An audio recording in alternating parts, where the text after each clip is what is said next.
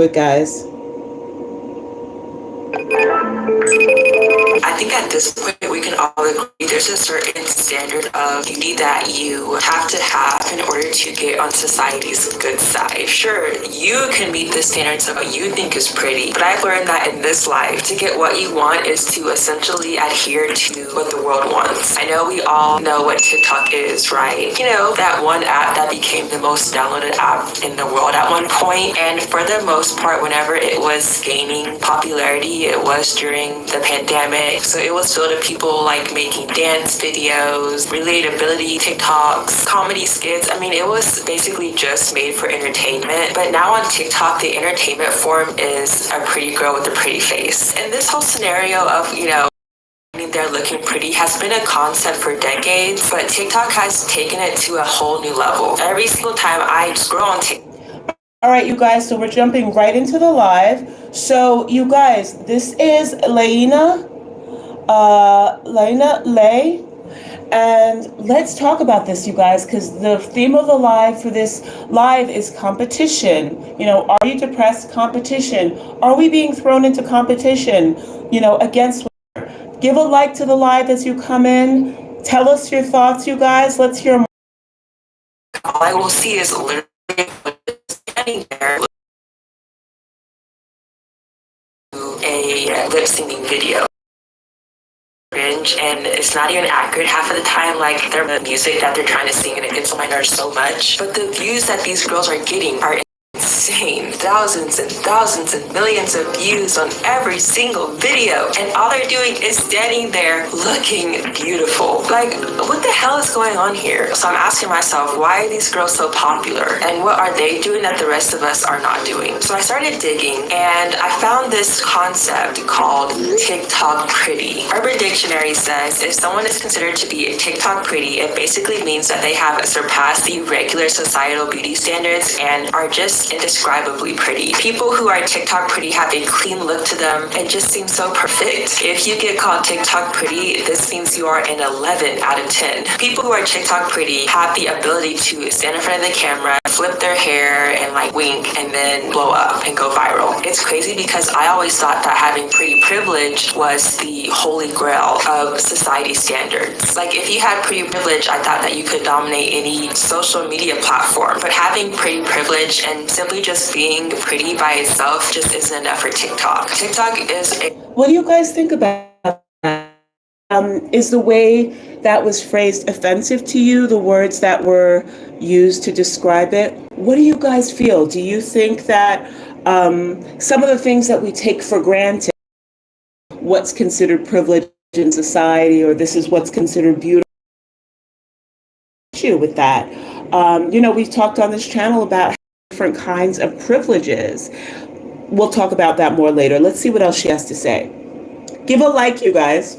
A space where it is essentially of the prettiest. Which, think about that. Having the real life pretty privilege isn't even enough anymore. Do you see how insane these societal standards are getting? Because pretty privilege itself is so hard to attain. So the fact that now that's not even enough, I don't think people understand how insane this is, and that it's just gonna get worse and worse and worse. It blows my mind, and I cannot even wrap my head around this whole ordeal. Being TikTok pretty is one of the only ways that you can become TikTok famous. And so that's why you have these girls just making these videos of them showcasing their TikTok prettiness. I don't know about you guys, but I always wondered why I never see people that I see on TikTok looking that good in real life, in person. And apparently one of the biggest reasons why is because of these TikTok filters that these women and girls are using. You have to check out StevenT. It's like they just know who you are, what you want, and... So this is what I would call TikTok pretty. This is what I look like when I post TikTok videos, because this is what people like. This is how videos get views when I look like this. And then this is what I actually look. So this filter is just makeup. So if I wear makeup, this is what I look like. I don't look like the prior when I wear makeup.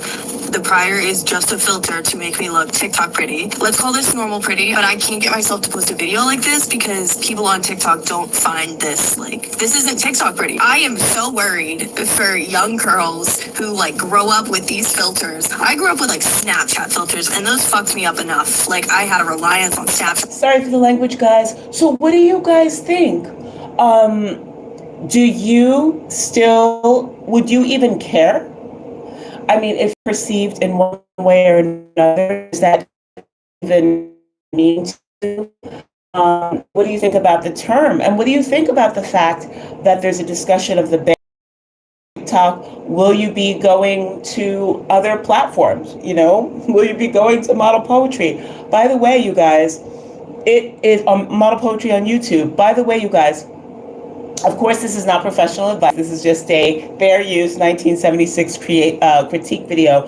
But you guys, what do you even think about the idea that people are spending so much time on social media? Does that make you feel depressed sometimes?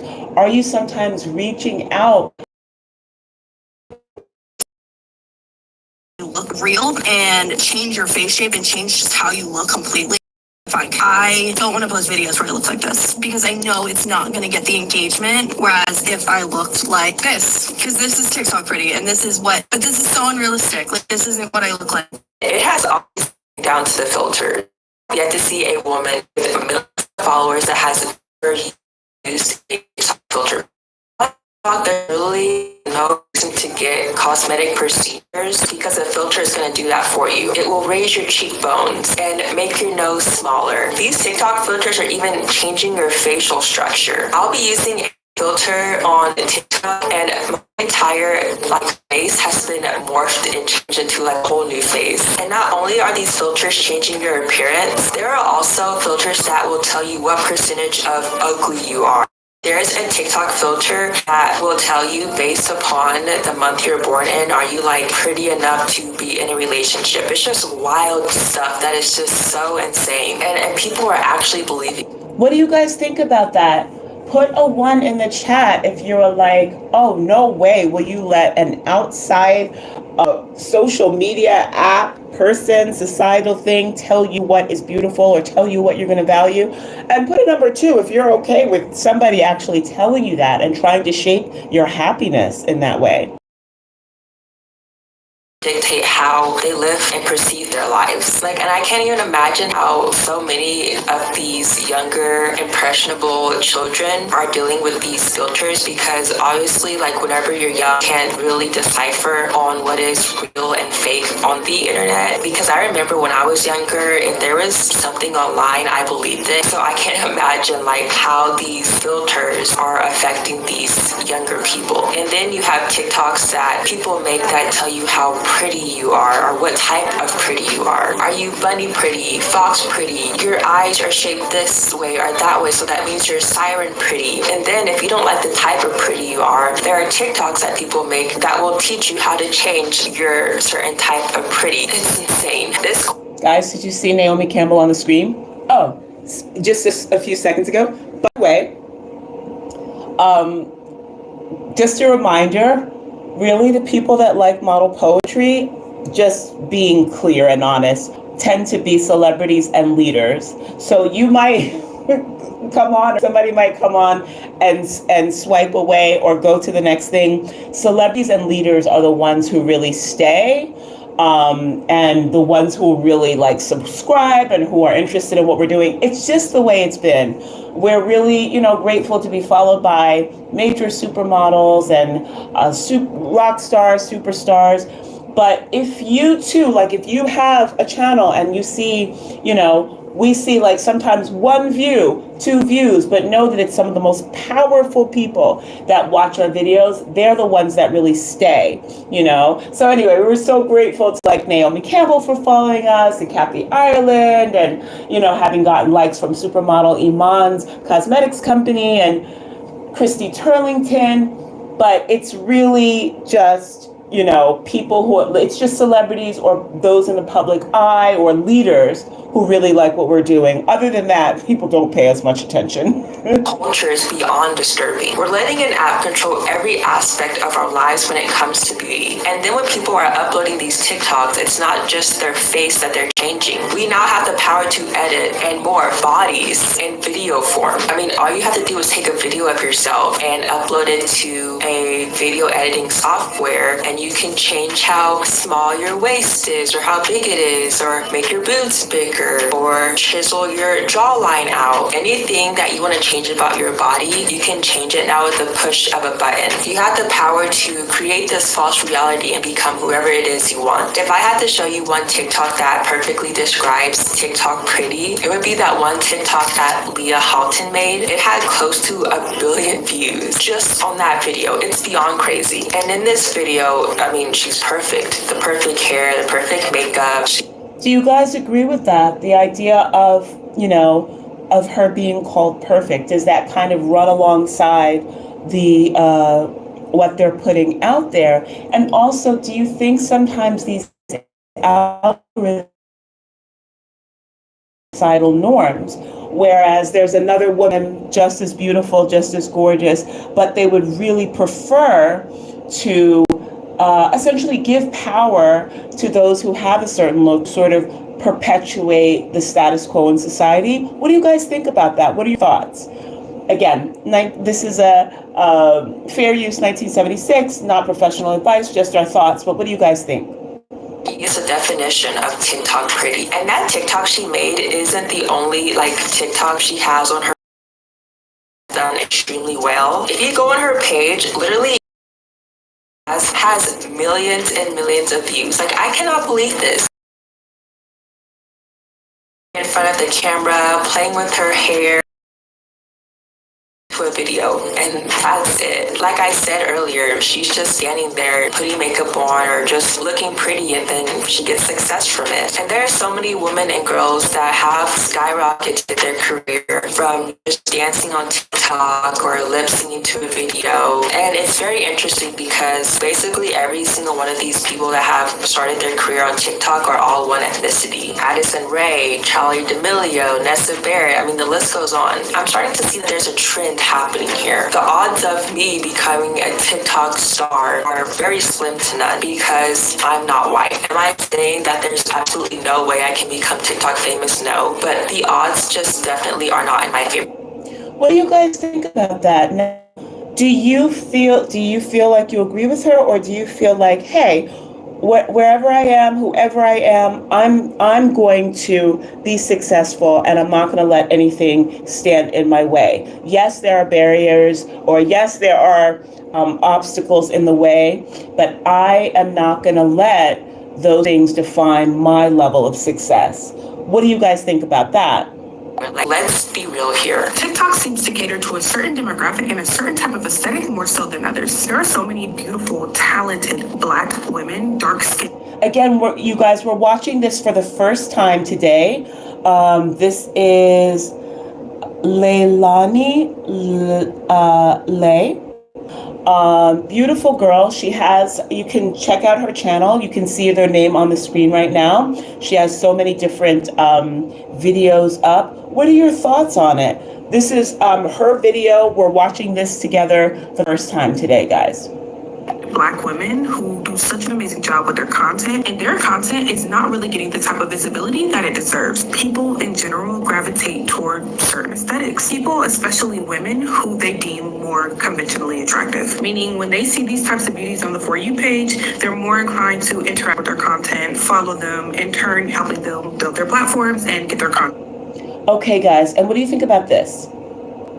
It's just a beauty competition now. It's all about who can get the most likes, who can find the best filter to make them look the best. And now everyone's trying to bring the TikTok pretty look out of TikTok. But since being TikTok pretty is just online and it's like a made-up concept, a lot of people's cosmetic procedures are just leaving them botched and it's just not looking good. And might I add, this is all pertaining to women. But is it really a shock that this is all about basically women? Because, women have this incessant need to pick apart their bodies and make beauty this impossible competition to follow.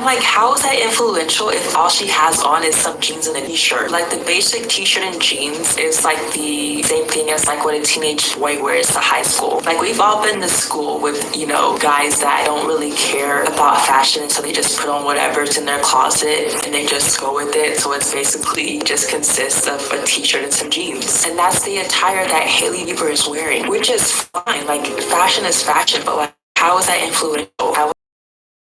Because that's something I could do. Like, everybody been dressed, babe. Like, is she influential or is she just skinny? There has been a huge topic of conversation going around on the internet. It's kind of like skinny girl. Because obviously, like, means maybe standards decade. So it's kind of just like, as long as you're thin, you're an ideal type. Because I don't know how like dressing normal, like how most people dress, is gonna make you famous. The AI summary also said that she's famous because she's married to Justin Bieber. See, I think that's what it is too. Like, that makes sense. Because I don't think that people like cared about what Hailey Bieber ate in a day before she was married to Justin Bieber. For me personally, I don't see her being married to Justin Bieber any reason to pay her any mind. That's just me. There's also like, which I had no idea existed for like. All right, you guys, what do you think about that? You see her name on the screen, so you can go watch more of the video. But what do you think about that? Do you feel like it minimizes Hailey Bieber? Are you interested in some of those people in the public eye more or less? Are you getting to the point where celebrities are not that interesting to you? What do you guys think? What are your interests? Okay, so let's check out. Now let's see, who is this?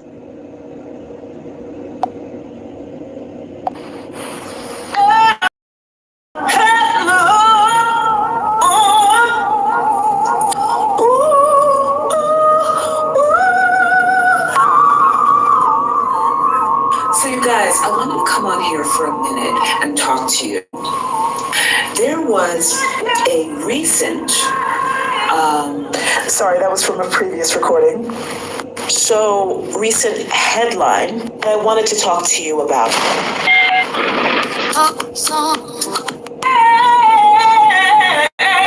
It just reminded me that many of you are not intrinsically interested in the headlines. In fact, a lot of you come to model poetry to get away from the brashness, the too muchness, the shininess, the rah-rah in the world that you need a break from. Do you guys feel that? Do you sometimes come to model poetry to get away from what's going on out there? What are your thoughts on that, you guys? All right, we're going to bring this to a close, but let's just see if we have any. Oh, now there's this topic. Let me just see.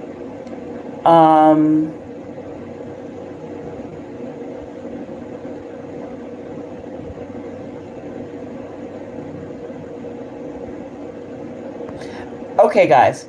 There was another TikTok about people quitting social media that we wanted to look at, but let me just see if we can give you one piece. Okay, this is just let's see, reacting to spend year TikToks. Let's just look at this very quickly before we go. So if you're finally ready to take a trip without the kids, why stay at a hotel? Hey y'all, I'm Shauna. Welcome in or welcome back to the channel. Welcome to a new... That's her name, you guys, by the way, on the screen. If you like it, you can go back and see more. We're just going to show you a snippet. ...or video. And also, hello to 2025. We made it. We're here. So happy 2025 to you all. And... Do you ever get lonely? Yeah, I think everyone gets lonely.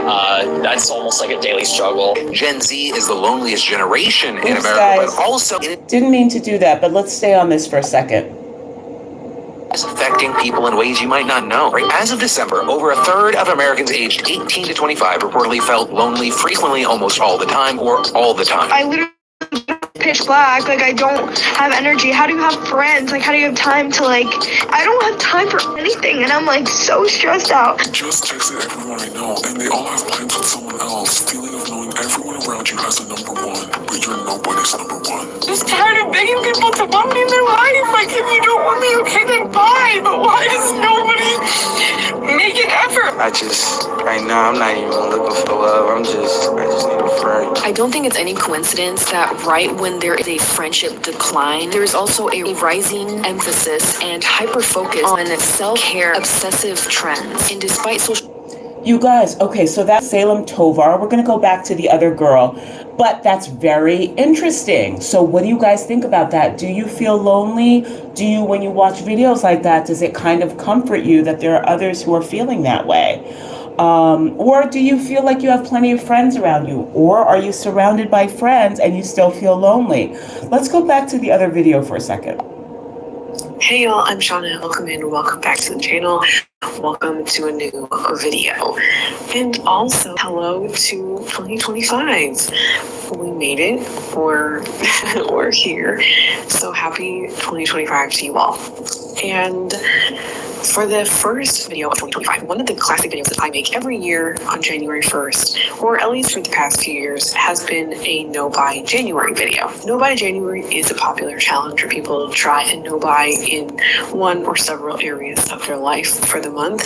There are also a lot of folks who start their no buy or their low buy in January. This year, instead of making a No Buy January intro video, we're doing something a little bit different, and I hope better. Typically in a No Buy January video, I'll introduce my own particular rules for the challenge. Sometimes I'll talk about some things you could do or ways to approach it, who a no buy might be for. I've also done a video maybe 2 years ago now on why you might want to try a no buy, and I have a lot of back content on this. So if you want to see a No Buy January video from me, there are quite a few, and also from the month of January, we talk more about kind of no buy ideas. Lots of that in the back catalog. So this year, what we're going to do is we're going to look at some TikToks of people who are going on a no buy, who have some reflections or thoughts about it, people who have some advice, and I'm going to react to them. The point of this video and why I think it's better is that you get to hear a little bit from me, my thoughts, what people are saying, but you also get to hear from 6 different people talking about different no-buy topics or adjacent topics, and you get to hear the thought processes or rules from other people. There's also a chance that you might find some content creators that you like that might inspire you, or somebody that you could follow during No Buy January or your project. So that's also a component of this video, and I'm going to be mentioning names or handles in this video. Typically I don't do that because I don't want to encourage folks to go watch people's content. Okay, let's zoom ahead, you guys. Comments. Hold on one second. Kind of disengaging from content we don't like, but that's nice with you. Feel confident on every road. All right, so you guys, you know this is a fair use video. We can't control the commercials that pop up. Let's go for it. Fashion for all the right things when it comes to actually doing it. The card is already in my hand. We're now going to watch a video on no buy tips from a creator named Hannah. Her handle on TikTok is the Style Audit, but the name that appears on the screen is Hannah Impulse Shopping Tips. She mostly focuses on fashion, so if you're a fashion girly, she could be somebody that you might try with. So she has 6 tips, and we are going to watch her tips and then we'll talk about them. Preparing to do a no buy for the first time, this is exactly what I would do. If you're new here, I'm Hannah. I'm a former broke shopaholic here to help you stop spending all your money on clothes. Number 1, I would write down all my big life goals that cost money. Things like having Again, you guys, the motif for the live is competition. So even that with spending, do we overspend because of this felt competition? Let's hear more of what she has to say. a wedding, buying a home, having kids, saving money for retirement. These will be the guiding light of motivation that will help you in your no-buy. Number 2, I would start telling myself over and over that I am fully capable and deserving of having those things. You are not a broke shopaholic destined to be broke and unhappy. You are a confident and strategic spender who can have anything you want if you just commit to getting there. Negative self-talk is not welcome here, and it might feel a little weird at first, but just remember, the more you say it to yourself, the more true it will feel. Number 3, I would decide on my no-buy rules. I would make a plan to freeze my spending in any of my big problem categories like clothes. Then I would note any specific exceptions. For example, during my no-buy earlier this year, I needed a nude pair of heels for a wedding that I was a bridesmaid in, so I planned that purchase ahead of time. It should be realistic, but long enough to make a lasting impact on the habit. I recommend somewhere between 2 to 6 months. Number 5, I would find my accountability buddy. This is someone in my life life, my partner, my mom, my best friend who loves me and wants to see me succeed. It can feel embarrassing to be vulnerable about your shopping habits, so pick someone close to you and remember you don't have to tell them all the sticky details about your spending habits, just what your plan is during your no-buy. Number 6, and this is optional because I actually only recommend it if you plan to do it permanently, but it's deleting social media and unfollowing influencers. If your strategy to break your shopping addiction is just to get rid of all the triggers temporarily, then you're not actually going to see lasting change once you bring those triggers back. You have to learn to resist temptation even when those triggers are present, so unless you're doing this permanently, you can skip this step. You're going to have to see that. What do you guys think about that? Some people feel that others should get off of social media. Some people think that it's more about finding the things that are valuable to you and having a mindset or a mentality where you can watch different things and look at different things, but still have some strong moral base, such a sense of what's right for you, that you decipher what's best for you and what's meaning for you. What do you guys think about that? And is spending less something that adds joy to your life, because then you can focus on really what really matters to you? So better you learn how to resist it now. So those are our tips, and I overall like her tips. There's only one that I disagree with her on a little bit, but I like generally what she's saying. I'm just going to add a little bit more nuance of my own opinion, and like who I might think these might be applicable for. So the first is to list all of your life goals that cost money and use this as motivation through your no-buy. I think that's a great idea, and I think it can ground you in reality and provide you motivation. However, I think that if you do that, which please, I think it's a great idea, I would add some additional steps or additional things to consider, because I think that motivation can come in all kinds of forms, and it doesn't just have to be these large financial goals that might seem really far away or perhaps unattainable to you with the skills or your present context. One of the great things I think to focus on during a no-buy year would be behavior, skills, or habits. And so some of the things that might provide you with great motivation could be skills, behaviors, or habits that you would like to learn in your no-buy year or your no-buy month or multiple months. Maybe you'd like to learn new coping strategies, or maybe you'd like to set a good example for your children. Perhaps you want to pay down debt. That last one is financial for sure, but the other two aren't. And those can be really, really strong motivators that may help you with your in a pinch. And also, okay, guys, and you can go, you see her name is on the screen, Shauna Ripati. So you can go and learn more about her. Okay, you guys, let's see what we're going to close it out with. Let me just see here.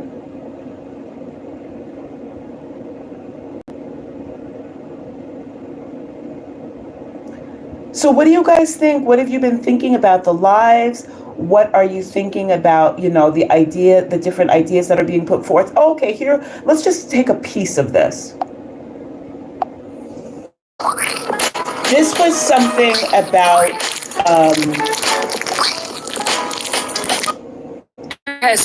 those who are quitting influencing and going to a 9-to-5. And this looks like this is brutal honesty. So you can go and see more if you like brutal honesty. Trend of full-time influencers walking away and going to work a 9-to-5.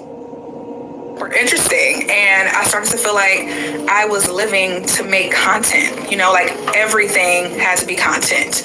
And with my content being so focused on my personal life and sharing my day-to-day, it became really difficult, y'all, because I wasn't always mentally in the space to create content about my life. Like, I dealt with a lot of challenges while I lived abroad, and if I wasn't in the place to create content, that also meant I wasn't in a place to make money. So it was starting to become an issue. I originally went to London to study for my master's degree and ended up staying way longer than I ever expected.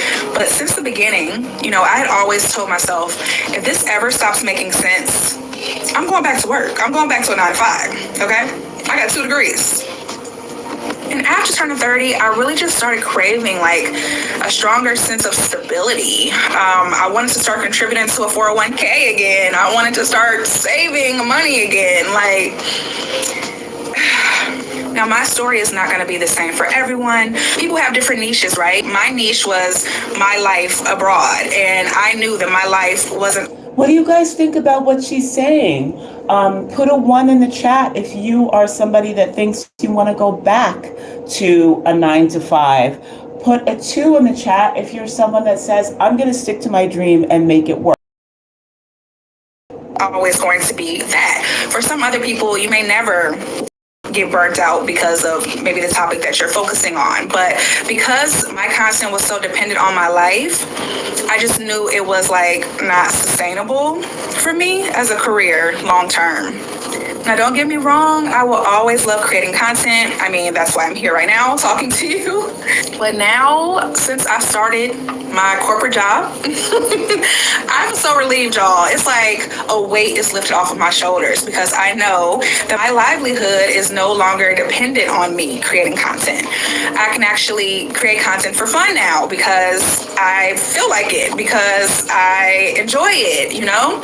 And I'll be honest, like at one point I had some thoughts swirling around in my head, and I'm like, what if people think I'm a failure? What if they think I failed at entrepreneurship? Who cares? Okay? Who cares? It is perfectly okay to pivot. It's okay to change paths. Like, it's okay to do what makes the most sense for you and your life and your goals at that time. So if right now is your... What do you guys think about that? Do you worry about other people thinking you're a failure? Or do you just feel like she's going back to a 9 to 5, or do you feel that sometimes those environments can be stifling and you want to have that full-on creativity? These are just thoughts. This is a fair use critique video. What are your opinions? What are your thoughts? How does it work for you? Put it in the chat. Time to leave your 9 to 5 and try out self-employment. Amazing. If you are currently self-employed and you're starting to feel, stress and pressure, and you're thinking maybe I would feel a lot more at peace if I went back to a 9 to 5, that's okay too. For me, at the end of the day, my peace of mind is the most important thing. And that's what I'm always going to choose first. She is absolutely correct. And I like the fact that she spoke about pivoting, because a lot of times we don't like to pivot because it's scary, because we don't know what it looked like, and it may not align with what we thought the plans were for our life was. So it can be scary, it can be humbling, but I would encourage you all to step out on faith and do it, and have faith that God is in control and that this move is necessary. Sometimes our season in certain areas are over with, and we have to accept it. And that season in general, whether that you be changing your career, whether that be you downsizing, whether that be you going to a 9 to 5 from content creation, whatever you were doing before then was preparing you for your future. The area that you are pivoting to is what you need in your life for you to move along on your journey. Always encourage yourself. For her, that meant going back to 9 to 5, getting a peace of mind and stability, but also still being able to do what she loved and rediscover her joy in content creating without all the stresses. And don't ever allow somebody to shame you for doing what you got to do to provide for yourself or your family. If you're a full-time content creator, you got to go back to 9 to 5 to make sure you able to eat and your people able to eat. Do it. That's called. So what do you guys think about that? Does that encourage you or inspire you? Again, the theme of the live is competition. Entrepreneur is actually where the stability is. What are your thoughts on that? Let's see if we can zoom ahead. Health insurance, a 401k, all of that kind of stuff. I don't know how you're going to figure it out. I'm sure there are ways to do that. But yeah, I just wanted to have a job that could provide all of that for me, with benefits at a discounted rate, with retirement matching and all of that kind of stuff. And yeah, as a freelancer, I really don't know how you get that. Okay, this one's going to sound like a first world problem, but we need to unpack it. Being an influencer is, I don't know, it can be such a materialistic shallow job at times, and this is coming from someone in like the fashion and beauty space. Like, my job completely relied on me keeping up with trends, constantly buying new products and trying things out and sharing them with people and saying, hey, this is the next best thing, this is why you need it, blah blah blah blah, getting PR all the time. And it sounds amazing, like it sounds so great to be paid by your favorite brands, and it is. I'm so honored. It feels amazing to be getting free products all the time, but it just hit me at one point that I was so incredibly fatigued by capitalism, I guess. And as I get older, I really just wanted to take a step back and think about what is truly important to me and what I want my platform to be, why I'm sharing the things I'm sharing. And I don't want to feel like I need to post to make money, and that I need to buy things to make money, and I need to buy things to stay relevant, all of that kind of stuff. So yeah, I just took a step back from it all, and I feel so much better for it now. I think it's important to share these type of perspectives, because I think some people go into it for the love. Like, they really enjoy making content, but then that content becomes a business. And so you have obligations to your sponsors, you have obligations to your audience, and you have to be competitive in your niche. And so it requires a lot of you. And for her, she jumped in it really, like she said, she jumped in it quick. And I think she underestimated the instability in the market, the ups and downs. And what do you guys think about that? Do you agree with that? Are you concerned about those vicissitudes? The values that you have, how does that affect you? Because I think I saw another creator, Kelly Stamps, who some of you might know, and she talked about certain shifts, and it sounds like her values in certain areas are shifting. Let's see what she has to say. Broke now? Do they have any life skills? All they were was an influencer. Well, I am an ex-influencer, and I want to tell you about what my life is like post-influencing. I became an influencer. I was kind of like an OG influencer. I wasn't that iconic. I had like 1 million subscribers on YouTube. Still have them, but I don't think nearly as many people are engaged these days because I don't really post. In the height of my career, when I was like 23, 24, I was making about $500,000 a year on YouTube. So I'm not like 500K a month like some of these like mega influencers, but that's still really good just for a kid with their camera, right? Making that sort of money. That's like a doctor or a lawyer makes that. That's still definitely like privileged influencer money, I think. I was doing really well, and then I decided to quit. I started when I was 13, and I never had any other job. I went to college for 1.5 years. I studied film, and then I dropped out of that, and I just made these videos. And when I started making my videos were about beauty and fashion, and it was just literally like this, like being in my room. All of a sudden, I realized I was like 26 old, and I can't pretend to be making these videos anymore as if I were getting ready for school. We know those lifestyle influencers that still kind of do that, you know? And so I decided, okay, I do need to make a change. And I had bought a house a year prior and had this feeling of, what if I did a video, I try something new, I do a video where I try and get my real estate license. So I did, I bought the test, I studied, I passed the test, and then I was like, okay, like I'm on my own. I'm a realtor now, I guess. But I decided I didn't want to fake it. You know, like a lot of influencers, they say stuff and they're not really that true to their word. So I was like, I'm going to really give this an honest go. So I joined a brokerage. I joined a team, and I was showing up to the office. I was treating it like a real job for the first time ever in my life. And within the first 60 days, I did end up selling a house, and I made the video about it, and it was great. And then I started getting more people asking me to help them buy or sell a house. And I didn't want to say no to it. Honestly, the money's pretty good in real estate. It's very similar to being an influencer, right? Like you do this work and then you get paid a big chunk of money.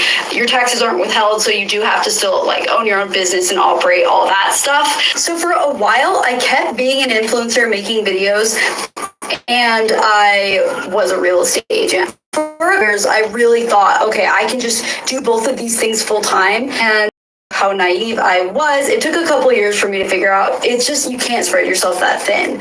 So I thought about how when I wake up in the morning, if it's a day where I have clients to go show or I'm filming a video about real estate, something for my real estate career, I wake up and I'm so excited. There's a pep in my step. I literally, when I got my real estate license, I was so excited. I could not sleep for like 2 weeks. I had this adrenaline. It was crazy. I felt like I was just doing what I was supposed to be doing, and I was really excited to no longer be an influencer. But on days where I have to wake up and I just have to film content and talk about myself and all that stuff, I would wake up at like 10 a.m. I'd be so lazy. I would like clean my kitchen, anything to try and like put off doing stuff. And I was just burnt out. I didn't like it anymore, and I wasn't real proud of it either. So I finally decided this an influencer and to real estate full time. And through the year, and I've made more money this year than any year in the past as an influencer. So it just goes to show that don't spread yourself too thin. It's okay to take a leap of faith and do something else that you think you love more once you're burnt out from something else. You know, I did influencing for like 15 years. I'm just so happy that I'm not an influencer anymore. And so check on your old influencer friends because they're probably doing okay. I bet you they're pretty happy. I'm still thankful, obviously.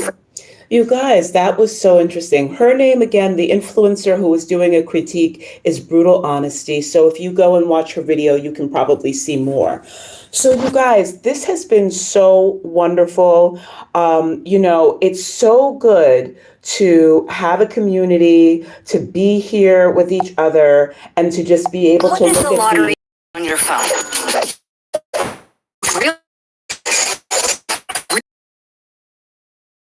look at these videos together. No one wants fat people. This is one of the ones that we started out with today. But you guys, it is just so wonderful to have you guys as a community.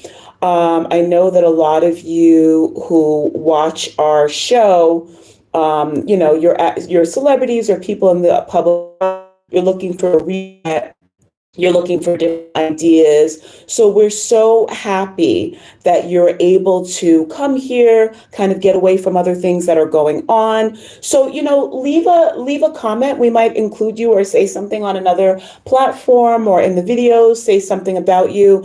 But we're so happy that you were able to join us. We're thankful to all the contributors like Leilani Lay, and all of the amazing content that they are contributing. What are your comments in the chat? So today was competition. Are you feeling that you no longer want to compete in the world of social? That are you feeling like you want to go back to a 9-to-5, or you no longer want to compete in the 9-to-5? What are your ideas? What are you happy about? Because the overall motif for our site is, are you depressed? So what are you happy about? What makes you happy? Are you starting to think more about what it is you want to do in the morning and what makes you happy in your day? Are you starting to get more of a sense of where you want to be, what inspires you, having your priorities straight? How does all of that work for you? Because sometimes it may seem like this last influencer, she was making so much money, and there was still an inclination to compare on some level, although she seemed to have. What are your thoughts, guys? What are you competing with yourself, competing with others, not competing at all, just looking for how you can be happy? You guys know that we always believe in a focus on the Lord and that's where your true happiness is going to be. What are your thoughts in that?